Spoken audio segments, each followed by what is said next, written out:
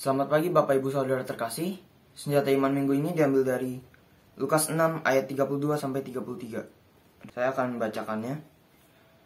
Dan jikalau kamu mengasihi orang yang mengasihi kamu, apakah jasamu? Karena orang-orang berdosa pun mengasihi juga orang-orang yang mengasihi mereka. Sebab jikalau kamu berbuat baik pada orang yang berbuat baik kepadamu, apakah jasamu? Orang-orang berdosa pun berbuat demikian.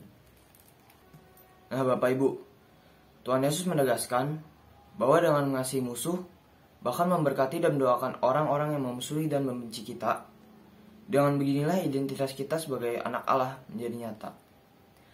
Namun Bapak Ibu, jika kita harus mengasihi orang yang membenci kita atau orang yang kita benci, apakah kita bisa?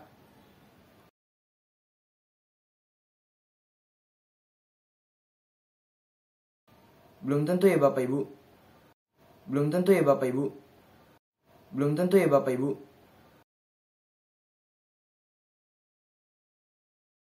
Karena saat kita dibenci, disakiti, dan diejek, pasti timbul di dalam hati kita perasaan untuk membalas. Dan jika mereka belum mendapat balasan yang setimpal, pasti kita akan menambah benci kita terhadap mereka. Nah Bapak Ibu, bagaimana caranya supaya kita dapat mengasihi orang yang kita benci atau orang yang membenci kita? Salah satu caranya ada di 1 Korintus 13 ayat 4. Yang mengatakan bahwa kasih itu sabar, kasih itu murah hati, ia tidak cemburu, ia tidak memegahkan diri dan tidak sombong. Dan caranya yang lain ialah dengan mengampuni.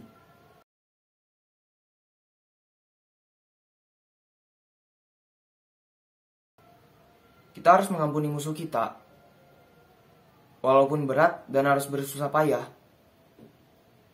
Kita tetap harus berusaha untuk memberikan mereka pengampunan.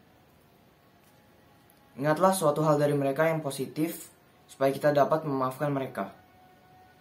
Supaya kita juga dapat melepaskan kebencian dan kepahitan di dalam diri kita.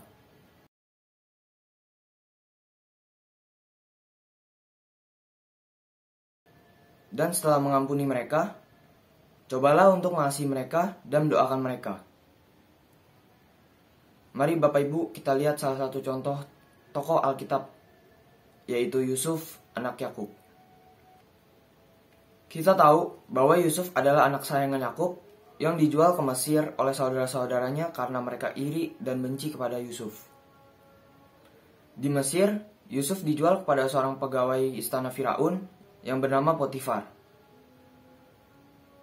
Lalu Yusuf menjadi kepala rumah tangga Potifar dan menjadi orang kepercayaannya.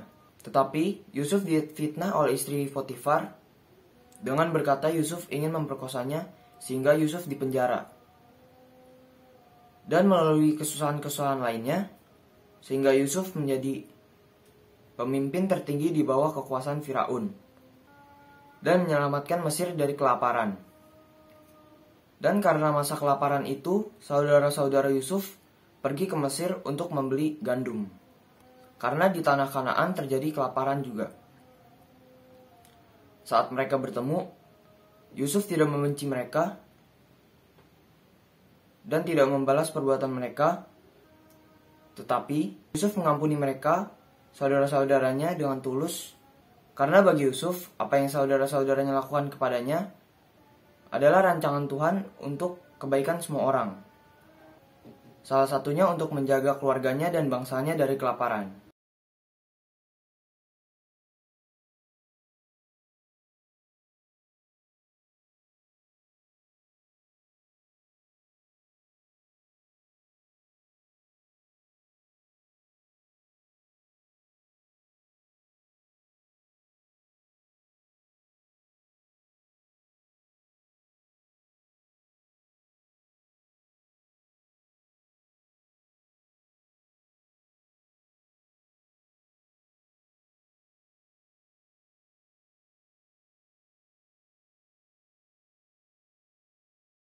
Terima kasih, Tuhan memberkati kita semua.